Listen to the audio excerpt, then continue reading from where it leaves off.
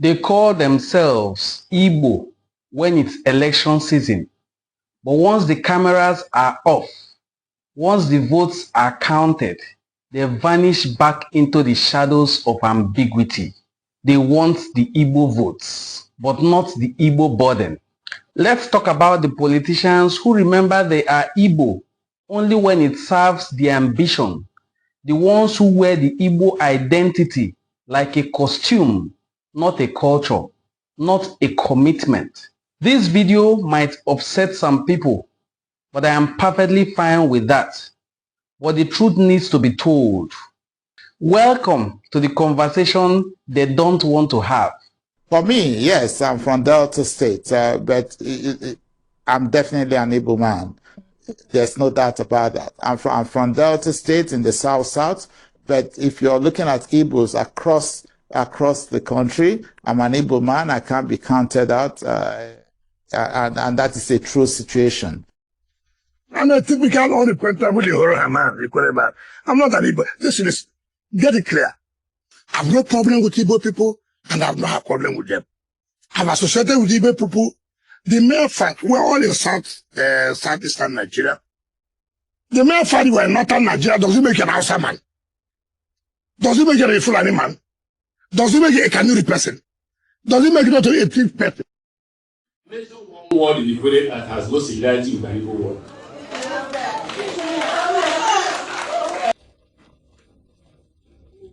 I also tell them, if you say you're not Igbo, I'm going to well, if you tell a big man, the only big man they are not expert for saying that he's Igbo. If you say you're an Igbo, if you're an Igbo man, you say you're an Igbo man, they will expect you. But for people like us who have been covered of it, they just ignore us. But I've told them that if you say you're not Igbo, look at the way you dress and look at the way you man dresses. The same type of cap, right? The same rapper and penny. It's not the same. How do you identify people by culture, by language, right? I've talked about language, I'm talking about culture and dress. And culture includes feeling. The great man eats more than ever, 3 times a day. Okay, but let's diversify what the great man eats. The great man eats pepper soup with yam in the morning. That's what the man eats in the morning. In the afternoon, ever. In the evening, ever. They are going to break upon people go to that. Right? So what's the difference between the man and the man? Like the man says, you know what I said? I said, maybe you must have brought our parents go back here. And they want to, we don't want to be identified as people again because we brought us so badly. But whatever it is between you people and our parents. We need to move this country forward. Across Nigeria's political landscape, we have seen a trend. A growing number of politicians, especially from the South and Southeast zones, claiming Igbo ancestry only when convenient. During campaign rallies in Enugu or Anambra, they proudly shout, "I am Igbo too." But the moment they are questioned on national identity, they flip suddenly. They are not exactly Igbo or not bound by Igbo political interests. Let's call that what it is. Political Igboism, a form of identity gymnastics. You play the Igbo card just enough to win votes, but not enough to take in the heat. Take a look at Nigeria's political history. Some leaders from Anioma, Ikwere, or parts of Delta and Rivers claim to be Igbo, derived only when it's culturally safe, but strategically distance themselves during national conversations. Which ethnic group do you belong to? I'm an Igbo man. At different times you have said you're Igbo. Don't bring that controversy. Don't bring that controversy. Is a country, I don't know why you want to go into that controversy. Well, because it's interesting to know what your position is on that. No, it's not. So if you ask an Igbo man, who are you? You say, I'm an Igbo man.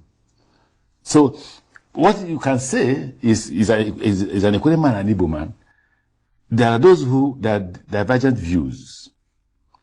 Majorities will say no. In all honesty, majority will say no.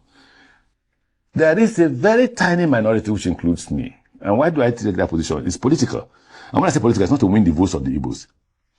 I didn't like the way the Igbos were being treated at a particular point in time. In protest against that treatment against the Igbos, I began to wear, what was it called? The tiger hair traditional clothes with a red cap. In protest, asking Nigeria to address their problem. Again, I made it public that I'm an Igbo man. In protest. It doesn't make me, whether I'm an Igbo man or not, is immaterial at this point in time. Why? Because aligning with the Igbo cause can be politically dangerous in some circles, especially when the talk turns to marginalization, Biafra, restructuring, or secessionist tensions. They want the cultural capital, but not the cultural consequences. Just like Rotimi Amechi here, and the very mouthy Nyesom Wike, they wear Isiagu at cultural events, but won't say a word when Igbos are sidelined on the national stage. Some have even gone as far as mocking the same identity they once claimed when the political winds changed. This is bigger than just identity. It's about accountability. When you deny your people during political times, you've weakened the fight for justice, inclusion, and representation. If you are not proud to be Igbo when it's unpopular, then you don't be Igbo when it's convenient. Don't ask for votes from a people you are too ashamed to stand with. And this message isn't just to the politicians. It's to all elites who sit on the fence. You can't play both cards forever. History always remembers those who stood firm and who played chameleon. Let's be fair. Why do they even do it? Is it political survival, fear, ethnic tension, a need to blend in with whoever holds the power? What could possibly be the reason why they do it? But that's exactly the problem.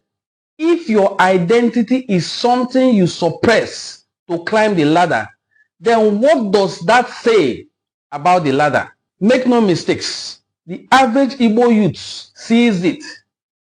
We are not blind. The internet doesn't forget. People are watching who stands tall and who falls under pressure. We are watching. If you truly believe in Igbo progress, then own it. In good times and bad. In the East and in Abuja. In the Senate or on the streets. In your homes and even in marketplaces. Wear your Igbo identity like a crown, not a costume. This is not about tribalism. This is about honesty. About standing with your people, not only when it is trending, but also when it is tough, like it is in Nigeria today. If you want the votes, wear the truth. If you want the support, carry the identity fully without fear.